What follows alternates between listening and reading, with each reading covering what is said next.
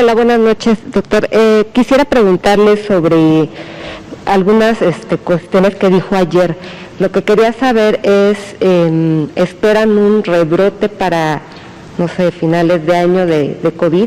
¿Y de qué intensidades? Usted hablaba que en países europeos ya se está presentando este rebrote y es de la misma intensidad que como inició. Y la otra pregunta es sobre las camas hospitalarias. ¿Va a haber se va a regresar a la normalidad y en qué porcentaje, por favor? Muchas gracias, Natalia. Sobre el rebrote,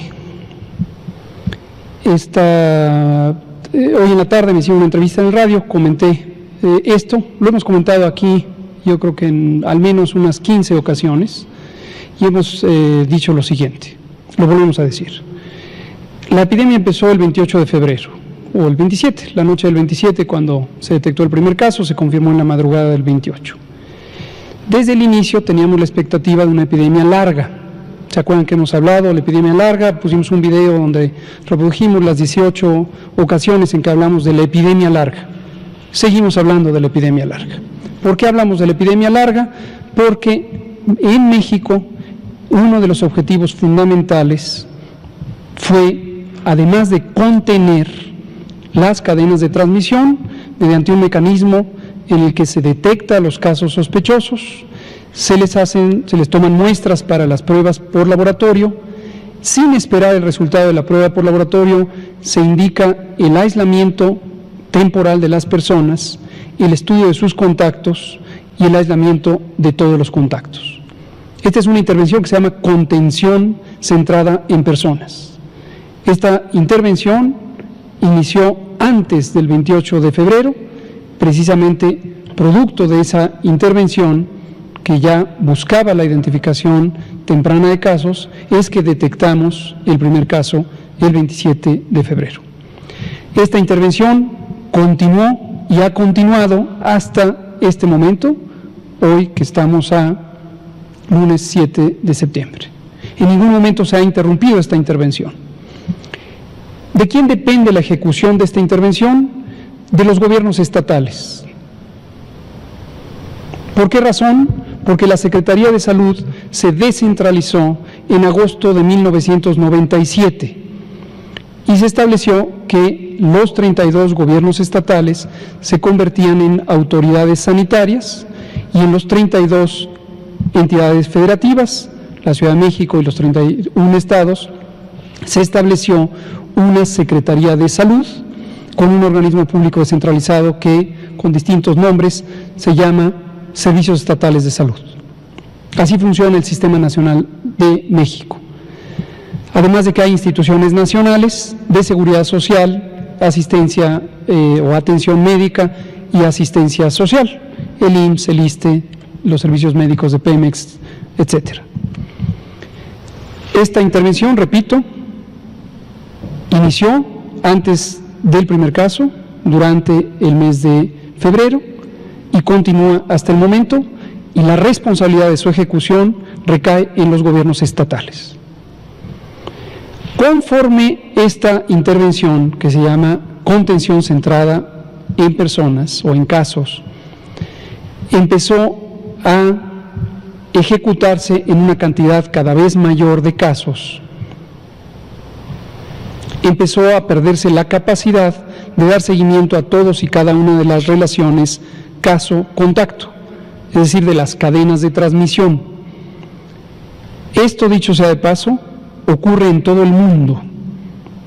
Y lo digo una vez más, lo hemos comentado múltiples veces, porque identificamos que todavía hay personas que han perdido la memoria sobre este elemento y piensan que en México no se hace esta intervención. Incluso hacen vehementes acusaciones, ciertos medios de comunicación lo hacen repetidamente, como si en México no se hiciera contención centrada en casos o personas. Sépase que sí se hace, y sépase que en México y en todo el mundo, en cada uno de los países, incluyendo los países de alta capacidad económica, de renta alta, como los países de Europa Occidental o Estados Unidos y Canadá, estas intervenciones de contención tienen límites, porque cuando se rebasa cierta cantidad de contagios, la disponibilidad de personal para atender cada una de las cadenas de contagio se ve rebasada. Y entonces empieza a tener una importancia menor a la que existía cuando se tenían pocos casos. ¿Qué hay que hacer al respecto? Hay que sumar otra intervención. Esa otra intervención es masiva. Masiva quiere decir millones de personas a un tiempo, decenas de millones de personas a un tiempo, y esa segunda intervención que se suma a la primera, no reemplaza a la primera, sino se suma a ella, se llama mitigación comunitaria. Su expresión en México se llamó Jornada Nacional de Sana Distancia. Se dispuso su establecimiento desde el viernes 13 de marzo, cuando teníamos 12 casos registrados. Entró en funciones en algunos estados que anticiparon el cierre del ciclo escolar o la cancelación provisional de las actividades escolares el 17 de marzo, es decir, el martes siguiente, recordando que el lunes 16 de marzo fue un día festivo, y en el resto del sistema educativo nacional desde el 23 de marzo.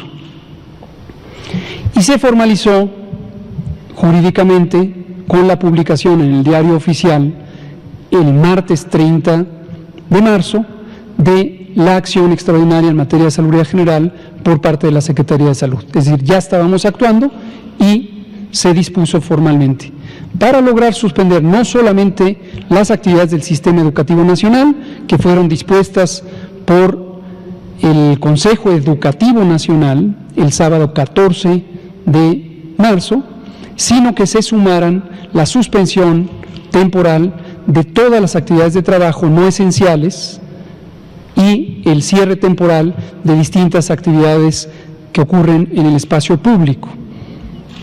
Esta Jornada Nacional de Sana Distancia se dispuso originalmente con una vigencia hasta el 19 de abril, porque fue el periodo inicial de la intervención. En ningún momento se dijo que la epidemia acabaría el 19 de abril. Como se dan cuenta, lo que estoy diciendo, estoy desmitificando mucho de lo que algunos pequeños segmentos de la sociedad parecieran no estar dispuestos a recordar. Nunca hemos dicho que la epidemia terminaría el 19 de abril. Siempre dijimos, me cito a mí mismo, preparémonos para una epidemia larga. Larga no es hasta el 19 de abril. Entonces, en el momento oportuno, extendimos la Jornada Nacional de Sana Distancia hasta el 30 de mayo. Cuando terminó la Jornada Nacional de Sana Distancia, continuaron las actividades de contención centrada en casos y continuaron las actividades de mitigación comunitaria, que es este efecto masivo de suspender la circulación de las personas en el espacio público. Estimamos que 80 millones de personas dejaron de estar en el espacio público. ¿Qué quiere decir dejar de estar en el espacio público? Tener menor contacto con otras personas en términos físicos. Y eso continúa hasta el momento de ahorita. Tanto la contención centrada en personas que ejecutan las autoridades sanitarias de los estados a través de sus secretarías, sus servicios estatales de salud, personal que opera en campo hay comunidades de epidemiólogas o epidemiólogos de campo que hacen esta actividad hasta el minuto de hoy. Y también hasta el minuto de hoy sigue vigente las actividades de mitigación comunitaria a través de la restricción de actividades en el espacio público. Siguen suspendidas las clases en todo el sistema educativo nacional de todos los sectores, público, social, privado, y se han ido liberando o desconfinando actividades laborales y actividades de tipo comercial en el espacio público. ¿Por qué hay que liberar las actividades? Porque También me cito nuevamente, todo esto es repetido, espero que no les aburra escuchar por enésima vez lo que se ha dicho, pero a veces pareciera útil repetir lo que se ha dicho. ¿Por qué no se puede mantener a un país confinado, encerrado, con los trabajos suspendidos, con las actividades públicas suspendidas? En general, porque eso afecta gravemente la economía. El enorme impacto económico que ha tenido esta pandemia en el mundo entero, tiene que ver precisamente con eso, con que en el mundo entero los países han tomado disposiciones semejantes con el propósito de hacer mitigación comunitaria. Mitigación quiere decir reducción y se refiere específicamente a la reducción de riesgos en términos del contagio. Entonces, los países que son centros económicos globales, China incluida, muchos de los países de Europa Occidental, Estados Unidos, México, Brasil, han tenido que suspender temporalmente la actividad productiva, las fábricas, los talleres, varios de las exportaciones y de las importaciones, el tránsito aéreo. Entonces, eso es el mecanismo por el que tenemos el daño económico. Ahí está la relación. Quizá hay gente que se pregunta por qué una epidemia causa un daño económico. No es por las personas que enferman y las que muy lamentablemente fallecen. Pueden tener una contribución, indudablemente, pero no es la razón principal. La razón principal es que en todos los países, incluido México, se dispusieron mecanismos de reducción de la actividad económica y social con ese propósito.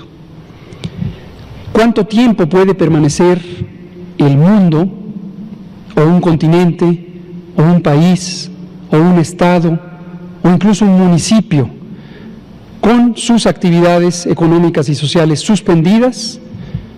No hay una respuesta única, porque cada país tiene condiciones distintas, condiciones económicas, condiciones sociales, reservas, ahorros de magnitud diferente. Pero en general, entre más prolongado sea el confinamiento, más grande y más grave va a ser el daño económico y más difícil la recuperación. Y recordarán que también hemos dicho en innumerables ocasiones la importancia de balancear dos bienes públicos. Uno, la salud y la vida, que de manera directa se protege en el contexto de esta epidemia, evitando contagios. ¿Cómo se evitan los contagios? De la manera que he dicho, conteniendo y mitigando. ¿Por qué se evitan de esa manera y no de cualquier otra?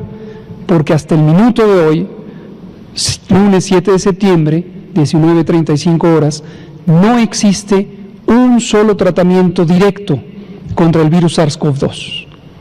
Y hasta el minuto de hoy, 19:35 del lunes 7 de septiembre de 2020, no existe ni una vacuna para prevenir los contagios. Entonces, no hay otro mecanismo más que la contención y la mitigación. Además de la reconversión hospitalaria, que lo que permite es que exista la posibilidad de que aquellas personas que son aproximadamente 2 de cada 10 de las infectadas o enfermas por COVID, que presentarán síntomas graves, 5% del total muy graves, y requerirán ventilación mecánica invasiva, además de otras intervenciones médicas de soporte general. Entonces, por esa razón hay que tener el confinamiento para proteger la salud y la vida. El otro bien público a cuidar es el bienestar, y el bienestar en mucho depende de la economía. Y obviamente entran en tensión estos dos bienes, porque si hago confinamiento, si encierro las actividades y suspendo las actividades, daño la economía.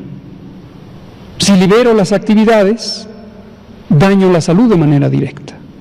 Y no hay una sola fórmula, ni una solución para todos los países, o para todos los estados, o para todos los municipios, porque las condiciones socioeconómicas son diferentes.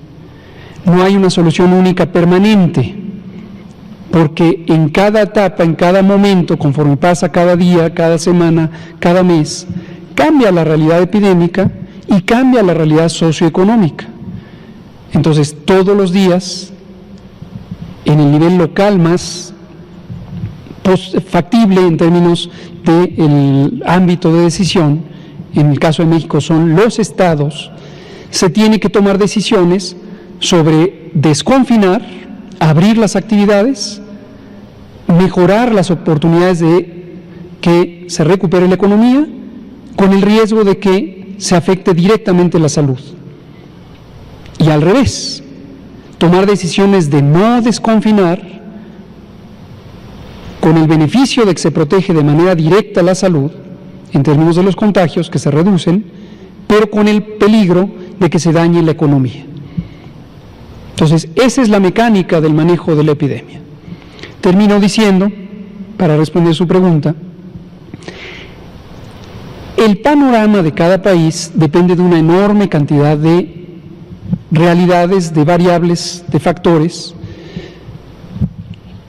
El factor poblacional, la densidad poblacional, densidad es el número de habitantes promedio por unidad de espacio, vamos a decir por kilómetro cuadrado. Entre más densa es la población, más factible es que haya contagios.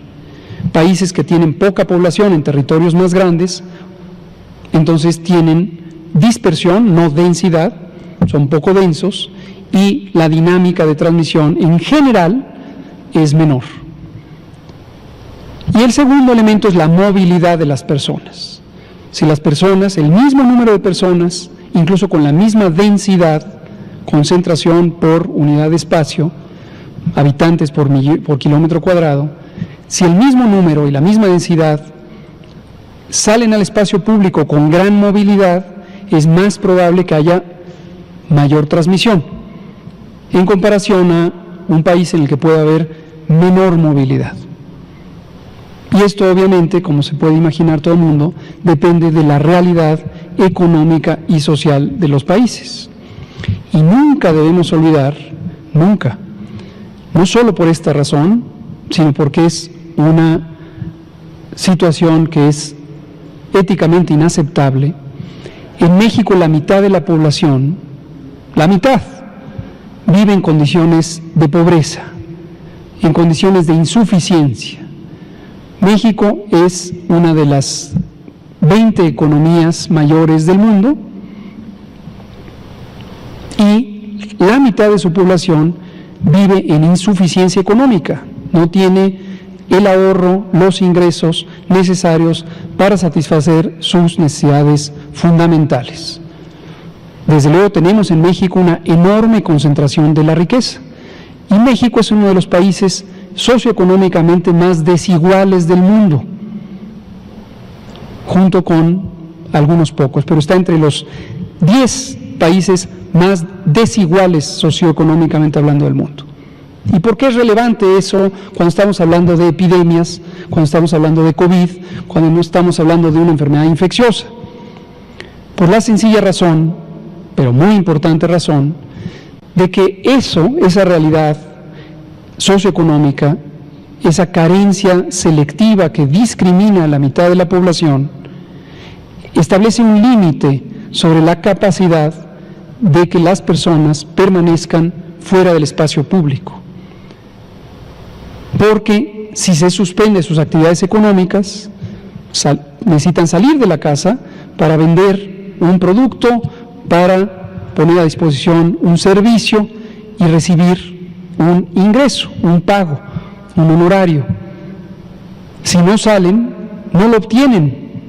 Pero además, como esto no es nuevo y esto lleva décadas, no tienen la capacidad de ahorro, no han ahorrado. ¿Por qué razón? Porque sus salarios o sus percepciones son y han sido por más de 40 años insuficientes.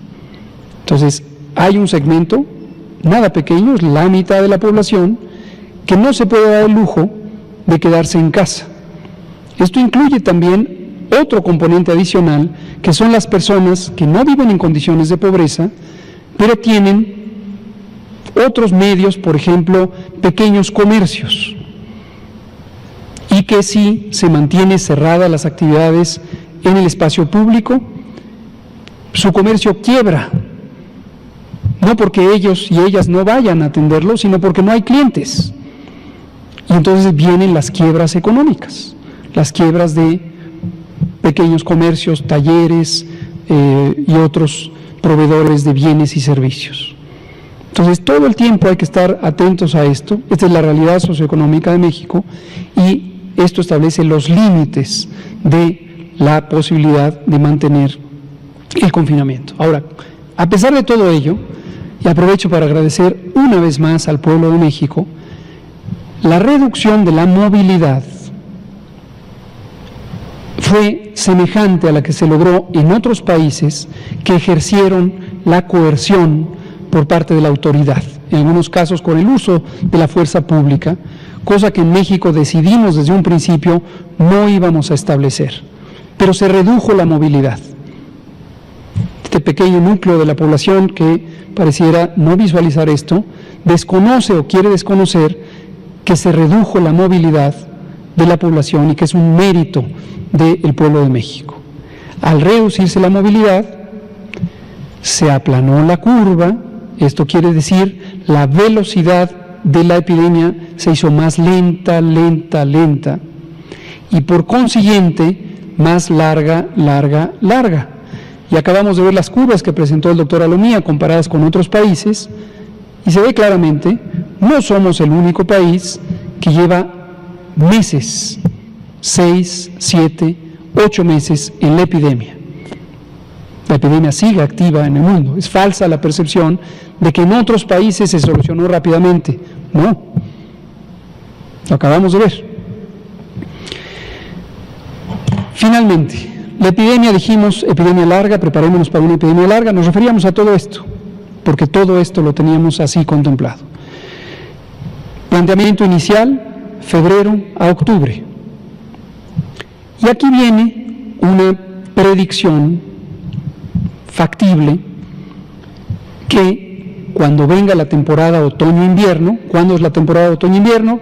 Desde septiembre, desde el 21 formalmente, el 21 de septiembre, generalmente octubre, noviembre, diciembre, empieza el invierno, enero, febrero y marzo, cuando ya empieza la primavera, el periodo frío del año en el hemisferio norte hace más eficiente la dinámica de transmisión de las enfermedades respiratorias infecciosas.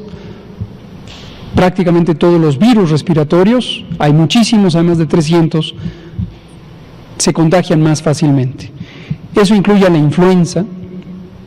No hay duda que la influenza va a estar octubre, noviembre, diciembre, enero, febrero y marzo.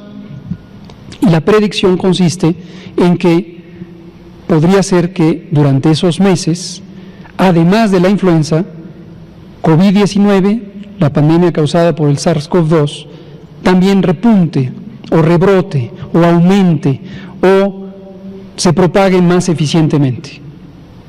Por ahí hay también personas que les inquieta mucho cuando hablamos de rebrote y dicen, ¿cómo rebrote?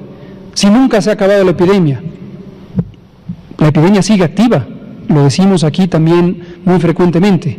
Cuando hablamos de rebrote, es que la tendencia que tenemos desde hace 6 semanas, desde la semana 29 del año, que ha sido en disminución de la cantidad de contagios diarios, se revierta y entonces ahora empecemos a tener más y más contagios.